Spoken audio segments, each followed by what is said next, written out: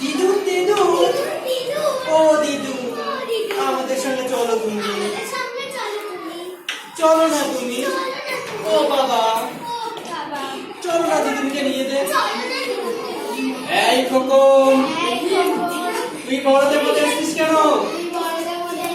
জানিস না বড়দের সঙ্গে কথা বলতে নেই? চল চল।